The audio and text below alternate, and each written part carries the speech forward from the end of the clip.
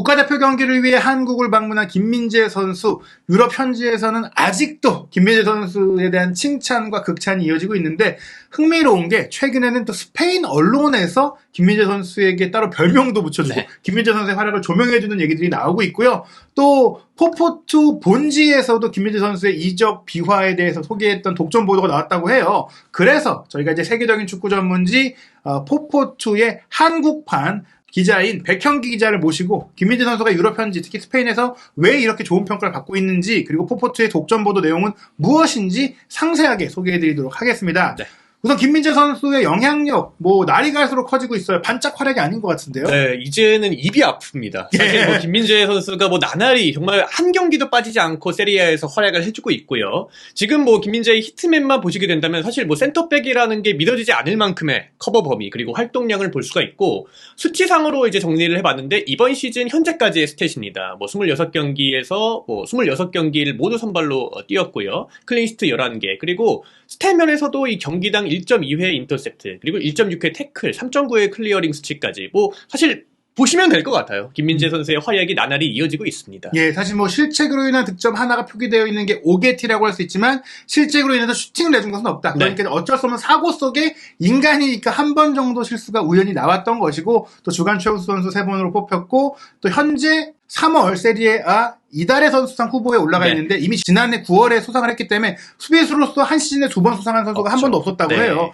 그럴 정도로 지금 김민재 선수가 세리에아 역사상 최고의 수비수 반열에서 평가를 받고 있는데 한국에 오기 전에 치렀던 이 토리노와의 경기에서도 특히 좀 주목받았던 플레이들이 많이 있었죠. 그렇습니다. 앞서서는 제가 수비적인 기여도에 말씀을 드렸다면 이제 토리노전 지금 A매치 직전에 펼쳐졌던 이 토리노전에서는 빌드업과 공격적인 재능까지 보여줬어요. 그러니까 앞서서 이제 왼쪽 위에 사진을 보시게 된다면 중앙 미드필더의 앙기사에게 전진 패스를 넣어주는 장면인데 보통은 이제 무난하게 뒤쪽 골키퍼나 혹은 라흐마니 센터백 파트너에게 빌드업을 전개를 할 수 있는 상황에서도 저 사이로 본다는 것 그리고 그것을 과감하게 시도한다는 것에서 정말 이 스팔레티 감독이 이 나폴리의 공격적인 축구의 마지막 퍼즐 그리고 그 시작을 김민재라고 생각하고 있다라고 또 생각이 들리는 부분이었고요. 그리고 또 오른쪽 사진을 보시게 된다면 직접 돌파를 했습니다. 윙인 줄 알았어요. 사실 이 왼쪽 측면에서 수비수 3명 사이를 들고 들어가는데 이 가속이 붙다 보니까 굉장히 또 수비수들 입장에서도 막기 어려운 그런 폭발적인 드리블까지 선보였던 김민재 선수였습니다. 거기서 크로스까지 연결을 했던 장면이었는데 이탈리아 현지 언론에서는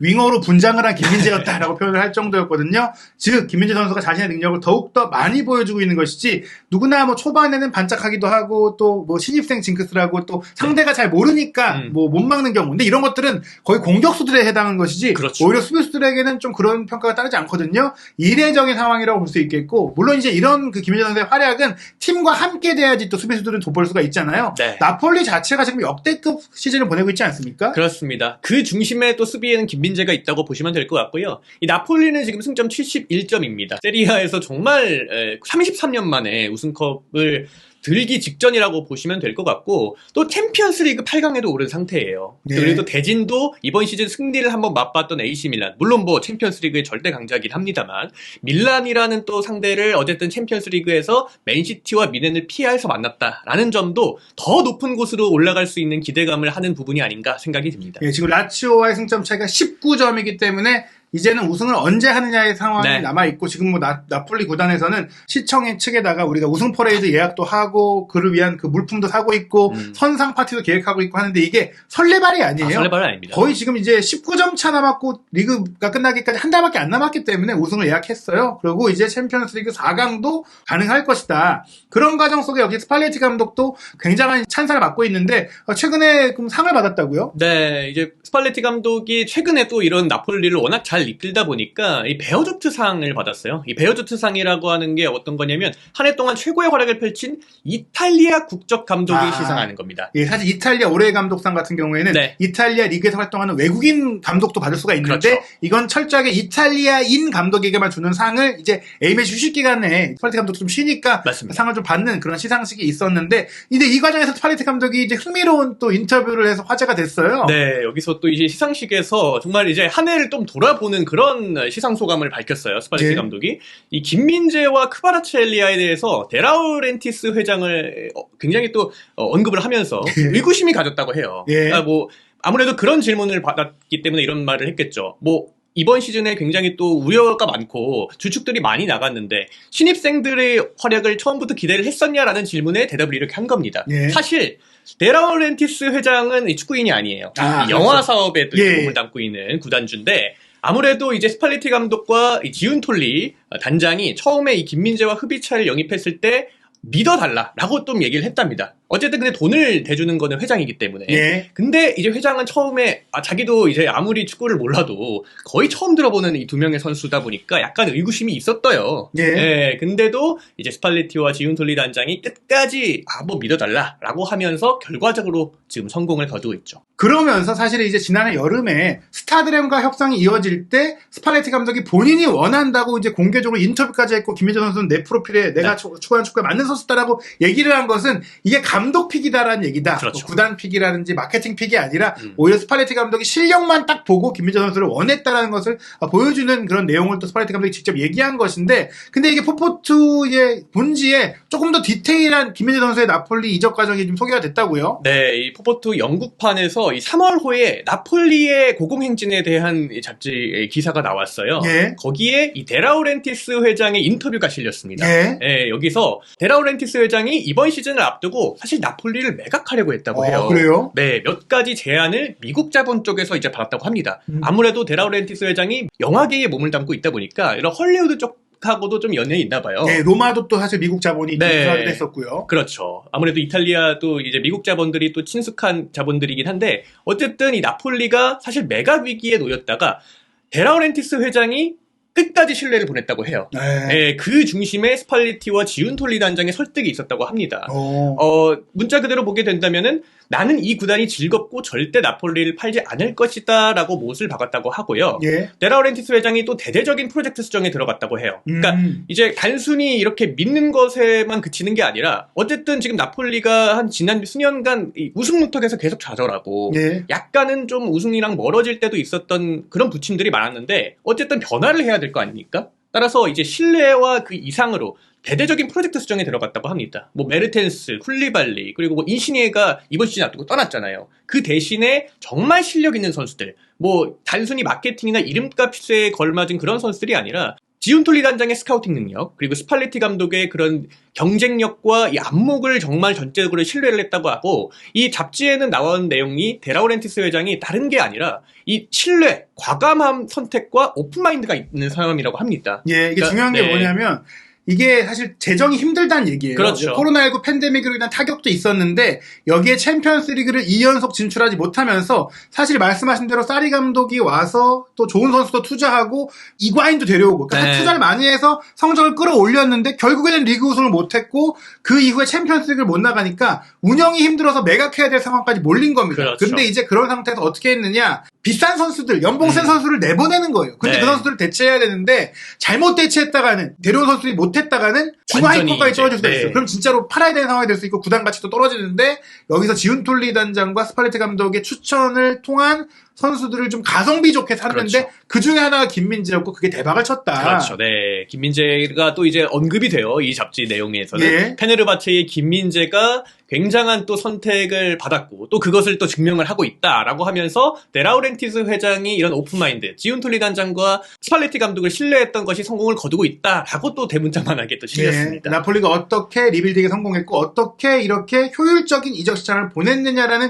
얘기가 나오는데 여기서 뭐 크바라첼리아도 싸게 데려왔고 네. 또 이제 올리베라도 헤타페에 있다가 좀 싸게 데려왔고 또 김민재 선수도 바이아웃이 뭐 지불이 됐고 그 바이아웃이 나폴리 입장에서는 싸지 않았을 수 있겠지만 세계적인 시장으로 봤을 때 이 정도 기량의 선수를 뭐 1,800만 유로에 데려온 것은 그렇죠. 엄청난 거고 지금 뭐 바이아웃 걸어놓은 그 4,800만이 싸다고 느낄 정도니까 네. 최소 3, 4배 이상 지금 가치를 튀어 오른 상태니까 충분히 성공적이다. 무엇보다 사실 이제 쿨리발리가 나폴리 수비 수준을 중에서는 상징적인 역사적인 레전드였는데 지금 1년도 안 지났는데 다 잊혀진 것 같죠? 네. 뭐 사실 김민재 선수가 쿨리발리 대체자로 영입이 된 거잖아요. 예. 사실 이거에 있어서 이 전임자가 쿨리발리라는 그 거대한 그런 그림자가 있었기 때문에 아무래도 김민재에게 기대가 높았던 게 사실이에요. 하지만 지금 계속해서 이 현지에서도 김민재가 이미 쿨리발리를 대체를 했고 어떻게 보면 그 이상이다라는 평가가 계속 나오고 있는데 라디오 CRC의 또 스포츠 디렉터 루이지 파바레스가 나폴리는 이번 시즌을 앞두고 또 거물들이 떠났다. 그런 어려움이 있었음에도 불구하고 앞서 말씀드렸다시피 흡이차나 뭐 김민재 같은 선수들을 영입했을 때 아무도 우승 가능하다고 여기진 못했다. 하지만 쿨리발리를 완전히 대체한 김민재의 활약을 주목을 하면서 또 이런 말씀을 했습니다. 예, 이 얘기가 뭐냐면 이런 이름값 높은 연봉 센 선수들이 나갔기 때문에 현상 유지 내지는 조금 떨어질 수도 네. 있다라고 생각을 했는데 오히려 더 좋은 성적, 그러니까 33년 만에 우승이 가능한 성적이 될 줄 몰랐다.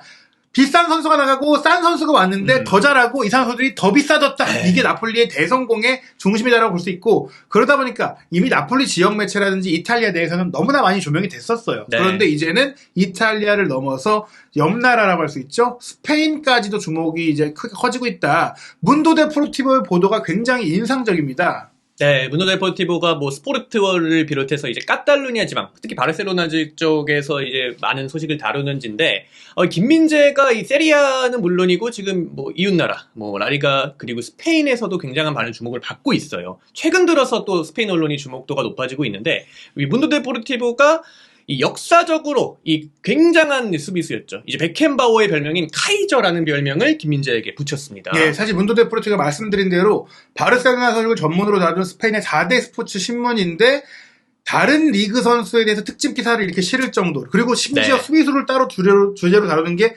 이례적인 일이에요. 김민재 선수의 그 영향력에 대한 집중 분석이 이웃 나라인 스페인에서 이루어지고 있다는 것은 스페인 내에 김민재 선수를 알리려는 뭔가 시도가 나오고 있다는 것이고, 또 하나 흥미로운 게 바로 말씀하신 카이저라는 별명을 붙인 건 최초거든요. 그렇죠. 이 카이저가 황제라는 뜻인데 예. 또 많은 이 축구 팬들에게는 이제 베켄바우의 별명으로 또 유명하잖아요. 예, 왜냐면 카이저가 이제 황제라는 뜻을 가진 독일어예요. 스페인 언론에서 굳이 카이저를 쓴 이유는 베켄바우를 연상케 한다라고 김민재 선수를 베켄바우와 비교한 거라고 볼 수 있겠습니다. 맞습니다. 이 또 베켄바워를 또 비유를 굳이 하고 싶어서 이 카이저라는 예. 이 명칭을 쓴 거라고 생각이 들고요. 이 베켄바워에 대해서 잠시 이제 짚고 넘어가게 된다면 정말 뭐 전설적인 수비수입니다. 예, 축구 역사를 통틀어서 이 수비수 쪽의 고트라고 보시면 될 것 같고요. 예. 독일 축구의 레전드, 그리고 1974년 당시 이제 요한 크루이프가 대표되는 이제 네덜란드와 독일서의 이제 대표되는 선수로는 이제 베켄바워가 쌍두마차를 이뤘어요. 그만큼 이제 70년대, 80년대 월드컵 또 우승, 선수 그리고 감독으로서 또 한 번씩 들었고요. 역대 수비수 출신 발롱도르 수상자 2명 중에 1명입니다. 예. 예, 이 바켄바워가 첫 번째로 수비수 출신 발롱도르 수상을 했고, 또 2006년에 깐나바로가 이 두 번째 발롱도르 수상을 했어요. 예, 또 흥미로운 게 이제 월드컵 챔피언스리그 우승과 발론도르 수상을 모두 이룬 역대 선수 9명 중에 1명이고, 또 이분이 말씀하신 대로 모던 스위퍼, 지금 리베로의 창시자라고 불리고 있어요. 이제 수비수라고 알려졌지만 원래는 미드필드 출신이고 정말 다재다능한 멀티플레이어, 후방에서 모든 역할을 할 수 있는데 수비력도 수비력인데 예측력과 전진 능력과 네. 빌드업 능력과 득점력까지 겸비했다. 지금 보시면 바이에른 뮌헨에서 통산 득점 기록이 60골이에요. 리그만. 그러니까 김민재 선수의 이런 큰 광범위한 영향력을 빗대어서 좀 얘기한 걸 수도 있고, 또 하나 흥미로운 게 말씀하신 대로 수비수가 발롱도르밖에 어려운데 그 두 명이 베켄바우와 칸나바로잖아요. 근데 칸나바로가 최근 인터뷰에서 김민재는 네. 나를 닮았다라고 얘기했잖아요. 맞습니다. 베켄바우는 물론 뭐 김민재 선수를 언급한 적은 없지만 이제 스페인 언론에서는 김민재 선수가 베켄바우를 닮았다. 김민재가 어떻게 보면 이제 수비수로 네. 발롱도르를 받을 수 있는 또 다른 후보자가 아닐까라는 생각이 들 정도의 평가가 아닐까. 게다가 이제 스페인에서는 이런 빌드업 좋은 수비수가 피케가 있었는데, 그렇죠. 피케의 별명이 피켄바워였거든요. 네네네네. 그러니까 이런 그 베켄바워에 대해서는 스페인 내에서도 평가가 높다라는 걸 봤을 때 흥미있는 부분이고, 사실은 이제 이 보도가 이 A매치 기간에 나왔잖아요. 한 달 전에는 또 스페인의 최대 스포츠지인 마르카에서도 김민재 선수를 주목했었잖아요. 그렇습니다. 예, 앞서서 이제 문도 데포르티보를 언급했다면 이제 마르카까지 이제 소개를 해드릴 것 같은데, 이 마르카도 나폴리의 고공행진에 주목을 했어요. 그러면서 이제 솔리댓 보센즈, 그러니까 최전방과 최후방에서 굉장히 단단한 구축을 하고 있다라고 언급을 하면서 전방에는 오시멘, 그리고 후방에는 김민재를 나폴리 고공행진의 주역으로 꼽았거든요. 예. 그러면서 이제 김민재에게는 has become the arriving as unknown. 그러니까 예. 무명 상태로 나폴리에 입성을 했는데 말 그대로 이 프랑크푸르트전에서 정말 좋은 활약을 펼치잖아요. 예. 그 경기에서 완전히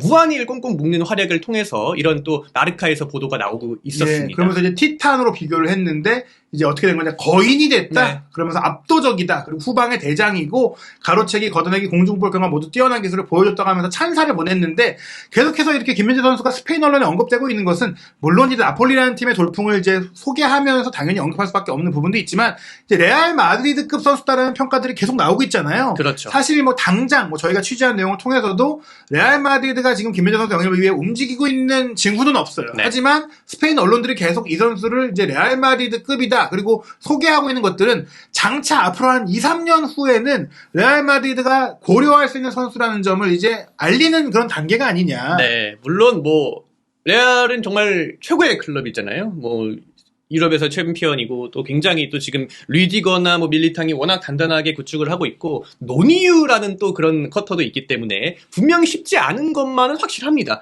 하지만 레알 마드리드에서 뛸 만큼의 실력을 갖고 있다라고 계속해서 언급이 된다는 것은 아무래도 스페인 쪽 혹은 레알 쪽에서도 언젠가 한 번쯤은 김민재 선수를 옵션 중에 하나로 고려하지 않을까라는 또 합리적인 생각을 할 수 있게 하는 부분이거든요. 예, 리디거도 지금 뭐 나이가 이제 들어가고 30대에 접어들었고, 또 이제 알라바도 이 선수가 나이가 있는데다가 또 풀백을 또 볼 수 있는 선수이기 때문에 네. 센터백만으로 자원을 한정한다면 밀리탕의 파트너가 필요한 상황이라고 볼 수 있어요. 나초 같은 경우도 너무 이제 베테랑이고, 네. 바예호는 또 성장이 조금 이제 좀 정체됐기 때문에 이 선수는 한계를 보이고 있다 보니까 지금은 뭐 리디거 알라바로 정말 채워서 운영할 수가 있겠지만 2, 3년 후에는 결국엔 레알 마드리드가 새로운 센터백을 좀 영입을 해야 할 수 있는데 김민재 선수가 그 한 명이 될 수 있다라는 분위기가 감지되고 있는 그렇죠. 것이다. 네. 뭐 그렇게 볼 수 있겠어요. 다시 한번 말씀드리지만 레알 마드리드의 김민재 선수 이적설은 조금 실체가 없지만 중요한 것은 스페인 언론에서 계속해서 김민재 선수를 소개하고 그렇죠. 다루고 분석하고 있다라는 것입니다. 그럴 정도로 김민재 선수의 현재 유럽 내에서 위상과 가치와 주목도가